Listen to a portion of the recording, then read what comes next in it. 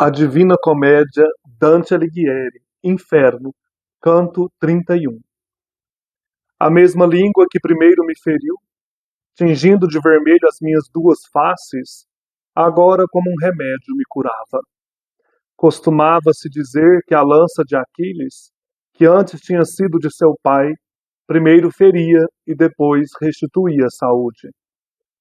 Viramos as costas àquele vale miserável, abrindo caminho pela muralha circundante, sem proferir qualquer palavra ao cruzá-la.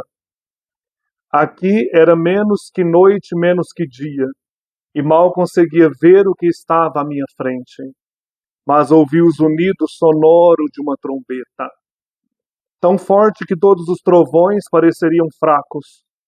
Voltei meus olhos para o lugar de onde veio o som, até que meu olhar se concentrou em um ponto. Mesmo após a dolorosa derrota de Carlos Magno, quando perdeu seu exército sagrado, não soou de forma tão terrível o berrante de Orlando. Eu virei minha cabeça rapidamente e então pude ver muitas torres elevadas. Mestre, que cidade é essa? Perguntei. E ele para mim, você tenta forçar a sua visão para enxergar de longe as coisas obscuras, e por isso seus olhos têm se enganado. Chegando lá, você distinguirá bem o quanto o seu sentido foi traído pela distância. Portanto, para o teu bem, vamos mais depressa. Então, com ternura, ele pegou minha mão e disse: antes de passarmos, quero que você saiba, para que fique menos consternado, que não são torres, mas sim gigantes enfileirados, posicionados em volta da borda do poço, e do umbigo para baixo estão enterrados.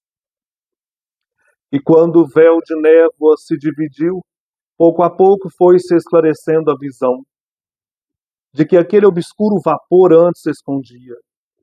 Então, perfurando o denso ar sem luz, conforme eu, passo a passo, me aproximava do limite, meu engano se foi, mas fiquei sobremaneira assustado.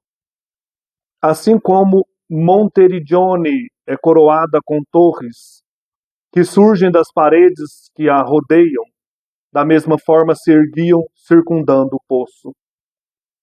Com metade dos seus corpos elevada, gigantes terríveis a quem Júpiter ainda ameaça quando troveja e envia seus raios dos céus. Eu já podia avistar o rosto de um deles, seus ombros, seu peito e boa parte da barriga, e ambos os braços pendurados ao lado do corpo. Quando a natureza cessou de fazer criaturas como essas, ela com certeza trabalhou com sabedoria, privando Marte desses instrumentos de guerra. E embora ela tenha se arrependido deles, ela criou a baleia e também o elefante. Mas isso justifica sua sabedoria de pensamento. Pois quando os poderes do intelecto estão casados com a força e a má vontade, a raça do homem está, de fato, desamparada. Então o rosto apareceu tão grande e longo quanto a cúpula de São Pedro em Roma, e nessa proporção eram moldados todos os ossos. As barrancas da vala cingiam a sua cintura, assim como uma túnica rasgada. E tão alta estava a folhagem de seus cabelos, que nem 3 frísios teriam altura para alcançá-los. Eu pude contar 30 grandes palmos, a partir do lugar de onde o homem afivela seu manto.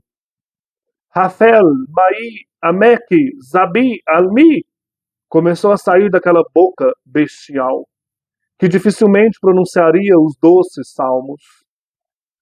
E então o meu guia acusou: alma estúpida, continue tocando seu berrante.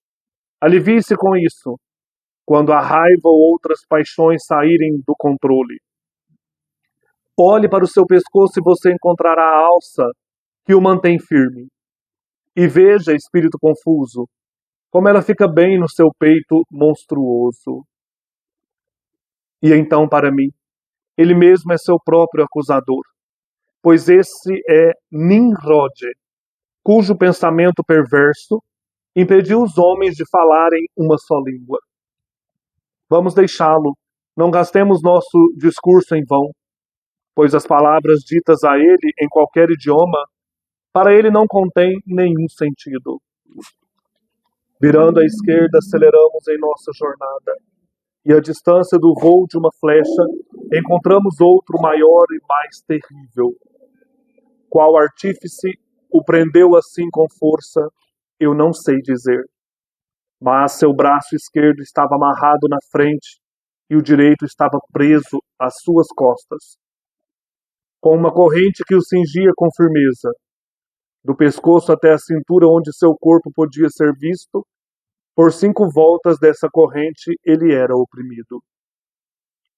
Incitado pela ambição, este soberbo tentou medir forças com o todo-poderoso Júpiter, disse meu guia. E ele é assim recompensado. Esse é Efialtes, que lutou de forma poderosa na batalha em que os gigantes assustaram os deuses. Os braços que ele empunhava não se movem mais. E eu disse para ele, eu gostaria, se pudesse, de saber onde está o desmesurado Briareu e poder colocar meus olhos sobre ele. Em breve você verá Anteu, ele respondeu. Ele pode falar e não está acorrentado. Ele nos levará até as profundezas de toda a iniquidade. Aquele que você quer ver está mais longe, preso e acorrentado assim como este, mas em seu rosto reina muito mais ferocidade. Nunca houve terremoto tão estrondoso que pudesse derrubar uma torre com tanta força como o tremor de Efialtes, cheio de raiva e despeito. O terror da morte se apoderava de mim, e creio que o próprio medo teria me matado, se não fosse pelas correntes que prendiam o gigante. E seguíamos um pouco adiante e chegamos a Anteu. Ele ostentava umas 5 braças de altura, sem contar a cabeça para fora do poço. Ó você, do vale abençoado pela fortuna, onde Cipião da glória foi feito herdeiro, quando Aníbal e seus homens viraram as costas. Você que tomou 1000 leões como espólio, e se tivesses participado na guerra suprema, lutando ao lado de seus irmãos, os filhos da terra teriam conquistado a vitória. Conduza-nos agora e não se mostre desobediente, até onde o Cócito está preso por grande geada. Não nos faça ir até Tício, nem até Tifeu, pois trago alguém que pode conceder o que mais deseja. Não nos desdenhe, incline-se até nós. Ele pode restaurar o seu nome na terra com glória. Ele vive e ainda vai ter uma longa vida, se a graça não o chamar antes de sua hora. Assim falou meu mestre. Em seguida, com toda pressa, o gigante estendeu as mãos e pegou meu guia. Aquelas mãos em cujo aperto Hércules fora retorcido. E quando Virgílio se sentiu em segurança, ele me disse, venha para que eu possa te segurar. E segurou-me forte, como se fôssemos um só. E assim como alguém sob a torre de Carizenda, enquanto sobre ela voam as nuvens, assombrado, vê que a torre parece se inclinar, assim aconteceu comigo. Fiquei estarrecido enquanto Anteu se inclinava. E se eu estivesse sozinho, teria procurado de bom grado outro caminho. Mas ele nos depositou com gentileza no abismo onde Lúcifer e Judas permanecem engolidos. Ele não permaneceu assim curvado por muito tempo. E como o mastro de um navio, ergueu-se novamente. Olá, tudo bem? Deixa eu acender essa luz aqui. Hoje, então, nós estamos no canto 31 da Divina Comédia. Estamos entrando no 9º círculo. É o círculo onde estão os fraudulentos contra quem confia, os traidores. Aqui nós temos então todo o esquema do inferno, como vocês já sabem, né, os 9 círculos. Terminamos as 10 valas do 8º círculo, terminamos o 8º círculo. Estamos aqui começando o caminho pelo 9º círculo, fraudulentos contra quem confia. Nós vamos entrar aí na Caína, mas antes de chegarmos lá, Virgílio e Dante estão à borda, isso aqui é um poço, onde está congelado o rio Cócito, que é o 4º rio do inferno. E aqui é um poço vigiado por gigantes. Esse canto 31 vai mostrar esses gigantes, né? Esse contato aí com os gigantes. Muito interessante esta passagem. 9º círculo, fraudulentos contra quem confia. O lago Cócito, que é o 4º rio infernal. O primeiro foi o Aqueronte, que o Caronte atravessava as almas na sua barca. O Estige, aquele que eles tiveram que atravessar, e o Flégias atravessaram os 2 poetas para chegarem na cidade de Dite, lá no 6º círculo. O Flegetonte, que o Centauro atravessou o Dante, e o Virgílio vem andando atrás, o rio Flegetonte, para entrarem no 7º círculo. E agora o rio Cócito, que é o 4º rio infernal, é um rio congelado. E aqui então nós temos a borda desse último círculo, que é um poço profundo, dividido em 4 partes. Os gigantes guardam a borda do 9º círculo como sentinelas. Então quais são as partes aí, né? São a Caína, Antenora, Ptolomeia e Judeca. Nós vamos passar por essas partes. Aqui eles estão iniciando o caminho. Dante começa com uma introdução recordando o final do canto 30, quando a língua de Virgílio, né, falou para o Dante: nossa, você está me envergonhando. Virgílio estressou com Dante, né? Dante fala aqui para ele, olha, no verso 131, quando meu mestre me disse: mas que tanto você olha, falta bem pouco para me deixar zangado. Então essa língua que danou com Dante, aqui Dante diz que o curou, olha. A mesma língua de Virgílio, que primeiro me feriu com essas palavras, né? Tingindo de vermelho as minhas 2 faces, agora como um remédio me curava. Dante repreende, Virgílio repreende Dante, né? A língua de Virgílio repreende Dante, depois cura. Costumava-se dizer, aí ele vai usar uma comparação com a lança de Aquiles, que a lança de Aquiles, que antes tinha sido de seu pai, primeiro feria e depois restituía a saúde. Mitologia grega, né? A ferrugem na lança de Aquiles tinha a virtude de curar feridas. Olha que interessante, né? Ela feria e depois curava. Assim era Virgílio para com Dante, feria e depois curava. Aí vem a primeira cena, eles vão entrar no 9º círculo, né? Vão começar aí a entrada, passando pelos gigantes que estão na borda do poço como sentinelas. Viramos as costas àquele miserável círculo, né? Então eles deixam a 10ª bolgia do 8º círculo e eles escalam a margem interna e se aproximam do 9º e último círculo do inferno, abrindo caminho pela muralha circundante, sem proferir qualquer palavra ao cruzá-la. Então eles estão uma certa solenidade, né? Um silêncio aí, porque agora o negócio vai pegar. É o último círculo do inferno, mais profundo. Aqui era menos que noite, menos que dia. E mal conseguia ver o que estava à minha frente, mas ouvi o zunido sonoro de uma trombeta, tão forte que todos os trovões pareciam fracos. Voltei meus olhos para o lugar de onde veio o som, até que meu olhar se concentrou em um ponto. Então ele escuta uma trombeta, né?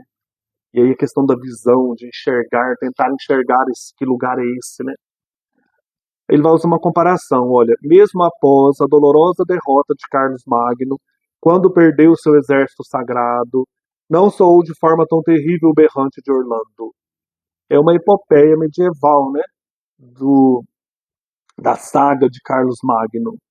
Carlos Magno, em sua marcha para o norte, depois de derrotar os sarracenos, ele deixou o guerreiro Rolando para conduzir a sua retaguarda. O inimigo caiu sobre ele com força superior e matou os cristãos, quase até o último homem. Então, o Rolando, mortalmente ferido, sentou-se debaixo de uma árvore em Roncesvalles e soprou o seu famoso berrante, tão alto que foi ouvido por Carlos Magno a uma distância de vários quilômetros.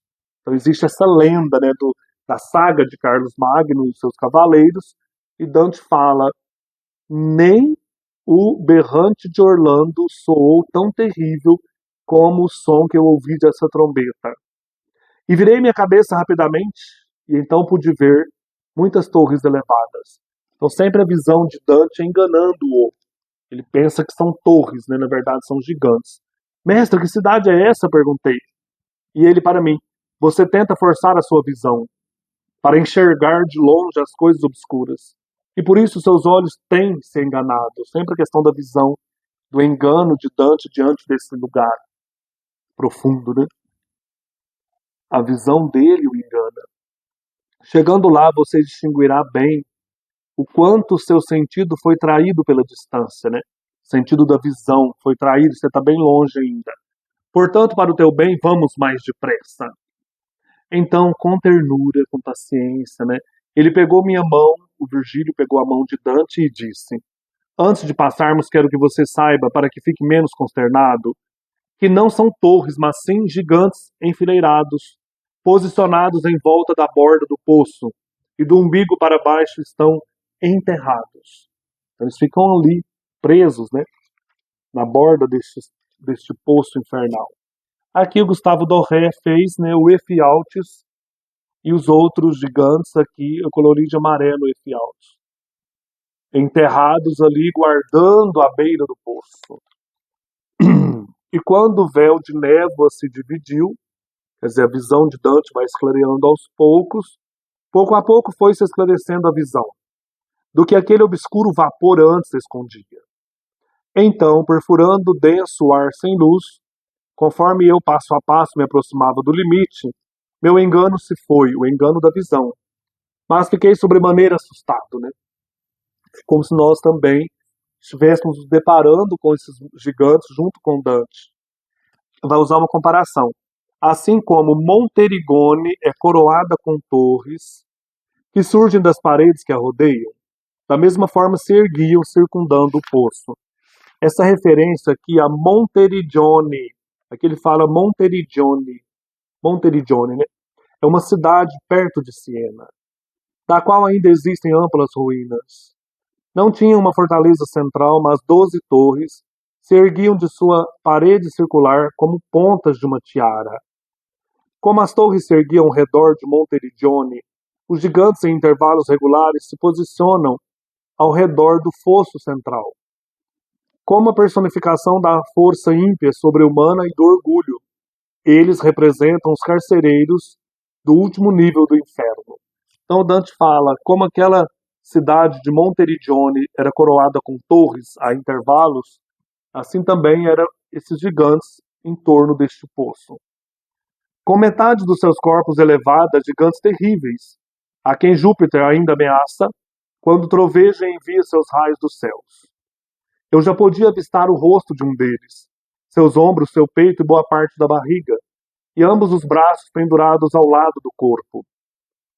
Quando a natureza cessou de fazer criaturas como essas, ela com certeza trabalhou com sabedoria, privando Marte, né, o deus da guerra, desses instrumentos de guerra. E embora ela tenha se arrependido deles, né, dos gigantes, ela criou a baleia e também o elefante, né, a natureza, no caso.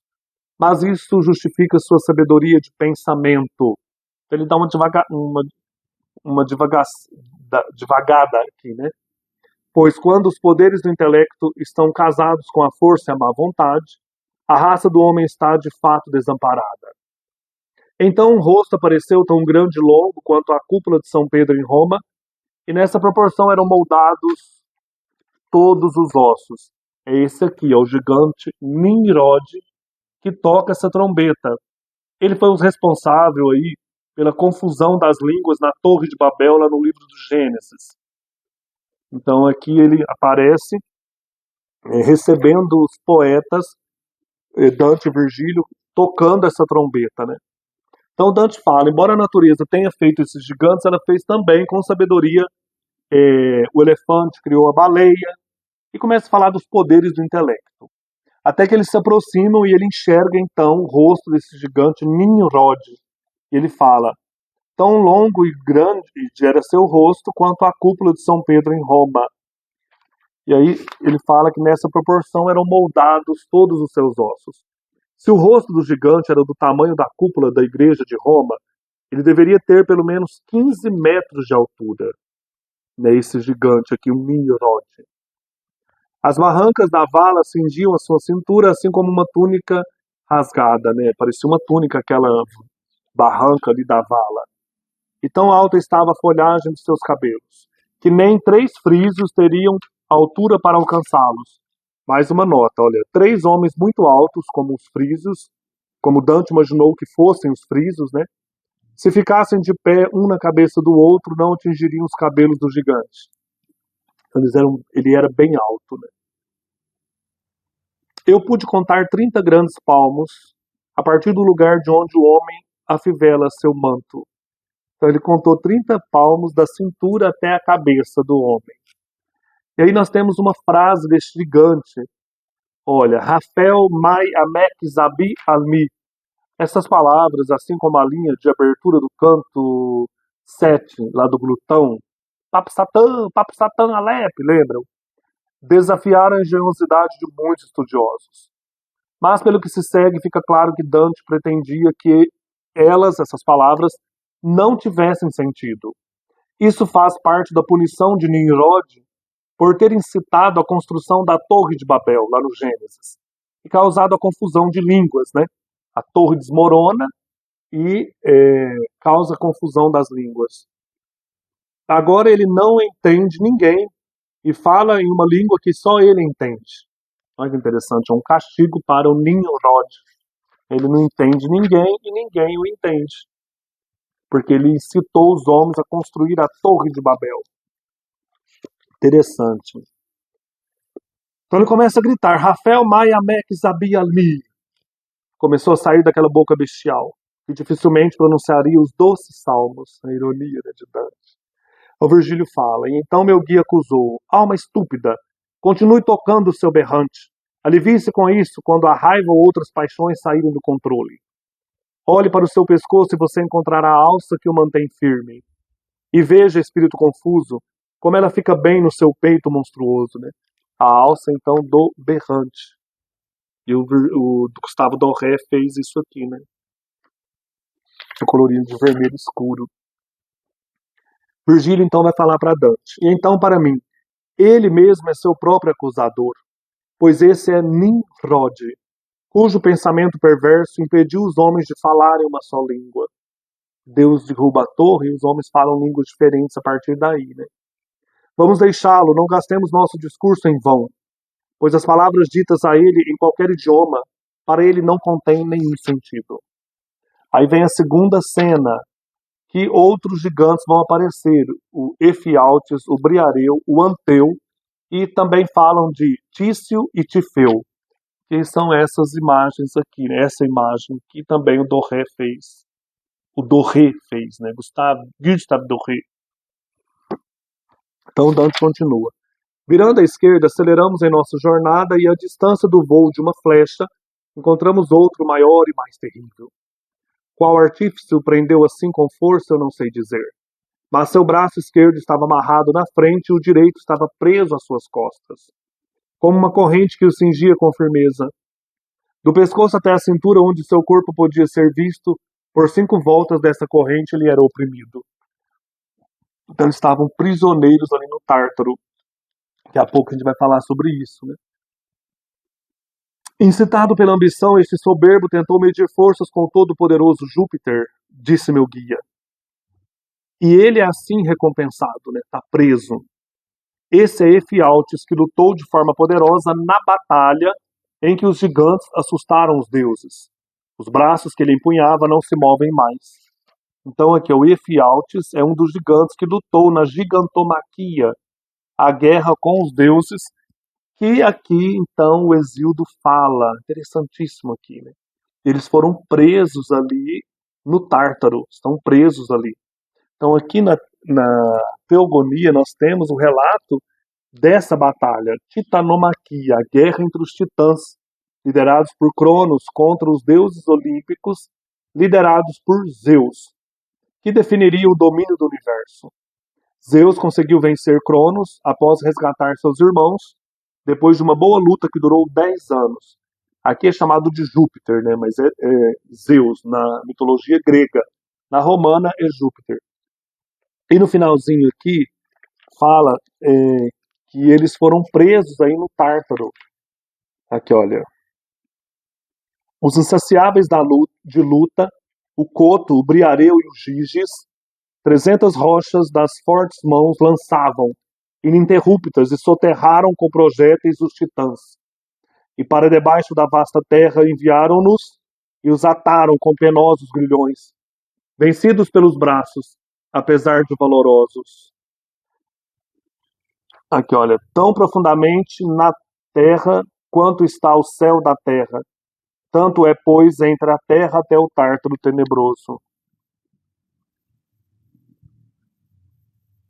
Então eles estão ali presos, né, nesse Tártaro. O Hesíodo conta para nós essa história aqui. Muito legal. Vocês já leram Teogonia? Então aqui o Dante faz referência a essa luta e a prisão dos gigantes.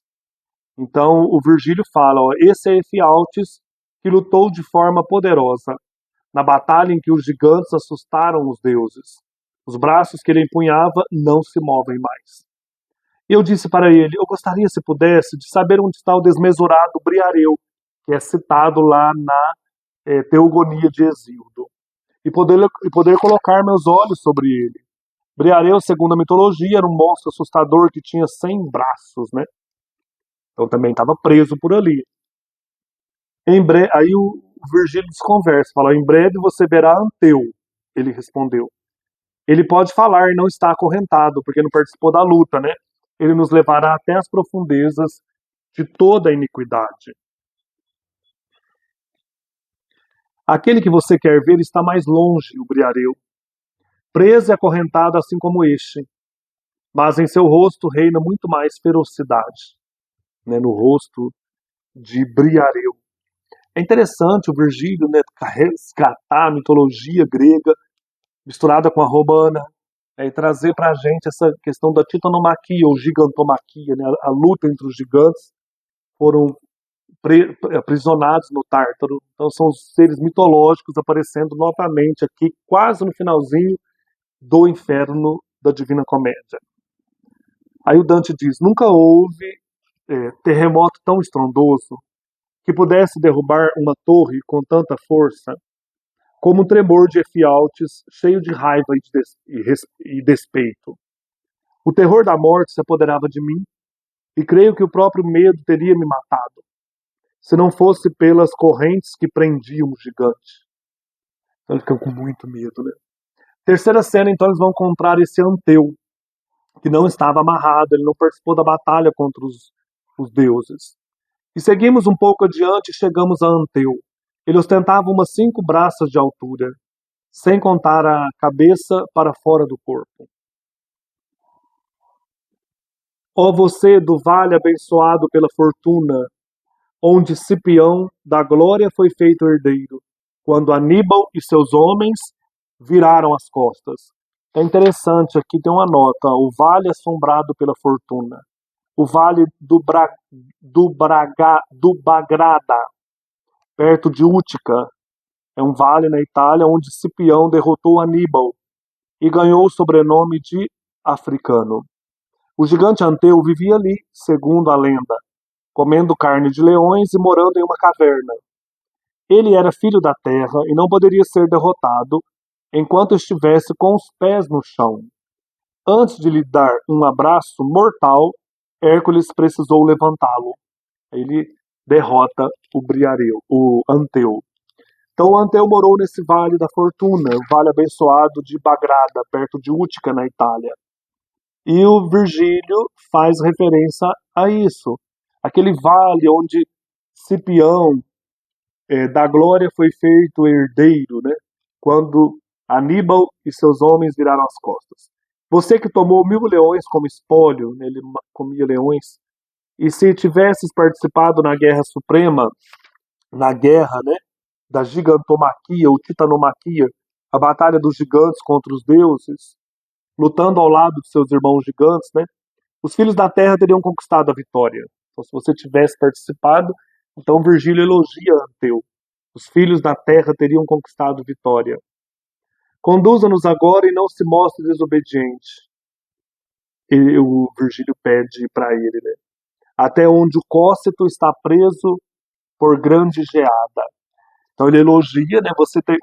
Os filhos da terra teriam conquistado a vitória se você tivesse participado da luta. Agora nos conduza até o Cócito, que o Cócito, esse rio, né? Que é um lago congelado alimentado pelas águas do Flegetonte, que caem lá do 7º círculo para o 8º, né? Uma grande cachoeira. Forma esse lago Cócito, que é o 4º rio infernal. Inferno, canto 14, verso 119, né? Esse rio Flegetonte dá origem ao Cócito. Então leve-nos até o Cócito, que está preso, esse rio está preso por uma grande geada. Não nos faça ir até Tício nem até Tifeu. Então o Virgílio tem medo de chegar perto desses outros gigantes. Tício e Tifeu eram outros gigantes, menos fortes do que Anteu. Então não nos faça chegar até eles, pois trago alguém que pode conceder o que mais deseja. Não nos desdenhe e incline-se até nós. Tem alguém importante aqui, né? E aí ele fala, ele elogia o Dante, olha, ele pode, né, esse alguém que está aqui comigo, Dante, restaurar o seu nome na terra com glória, vai deixar seu nome escrito na Divina Comédia. Ele vive, ele não está morto e ainda vai ter uma longa vida. Se a graça, com G maiúsculo, né, não o chamar antes de sua hora, se a graça divina não o recolher, não o chamar, ele vai ter vida longa e vai te tornar imortal na Divina Comédia. Assim falou meu mestre. Em seguida, com toda pressa, o gigante estendeu as mãos e pegou meu guia. Aquelas mãos em cujo aperto Hércules fora retorcido. Então, Hércules luta contra esse gigante Anteu, né? E o levanta da terra, que ele só vencia enquanto esse gigante estava com os pés na terra. Hércules levantou o gigante e aí ele perdeu a batalha, o gigante. E quando Virgílio se sentiu em segurança nas mãos do gigante, ele me disse: venha para que eu possa te segurar. E segurou-me forte como se fôssemos um só. Gente, que loucura, né? E assim, mais uma comparação. Como alguém sob a torre de Carizenda, enquanto sobre ela voam as nuvens, assombrado, vê que a torre parece se inclinar. Carizenda é uma torre ainda de pé em Bolonha, construída no início do século XII, e como tantas outras do gênero, erigida não como fortaleza, mas apenas para dignificar a família à qual pertencia. Então, vocês já olharam para um prédio assim, se tem nuvens passando, não parece que o prédio está vindo para cima da gente? Assim, essa torre, Dante fala, né, ela é tão alta que quando passam as nuvens, né, o vento, as nuvens, parece que a torre está vindo por cima de você. Então, como essa ilusão de ótica, assim aconteceu comigo. Fiquei estarrecido enquanto Anteu se inclinava, e se eu estivesse sozinho, teria procurado de bom grado outro caminho. Então o Anteu se inclinou de verdade sobre eles, né? E o Dante fala que teria fugido dali. Mas ele nos depositou com gentileza no abismo, no 9º círculo, onde Lúcifer e Judas permanecem engolidos. Lúcifer, traidor de Deus, né? E Judas, traidor de Jesus. Ele não permaneceu assim curvado por muito tempo, o gigante Anteu. E como mastro de um navio, ergueu-se novamente. Então aqui está o Anteu depositando Virgílio e Dante no abismo aí do 9º círculo, né? No lago, na beira do lago Cócito. Gostei desse canto, né? Ele é um canto assim como de introdução mesmo para a primeira parte do 9º círculo, que é a Caína, traição contra os parentes, né? E que aí nós vamos ver isso no outro canto. Esse canto ele é como que um canto de transição entre o final do oitavo círculo e o início do nono círculo. O oitavo círculo, fraudulentos, né, ali dividido em 10 valas, o Malebolge, e o nono círculo, os traidores, fraudulentos contra quem confia. E esses gigantes estão ali, né, para acolher, entre aspas, os dois poetas. Maravilhoso esse canto. Então é isso, gente. Um abraço e até mais.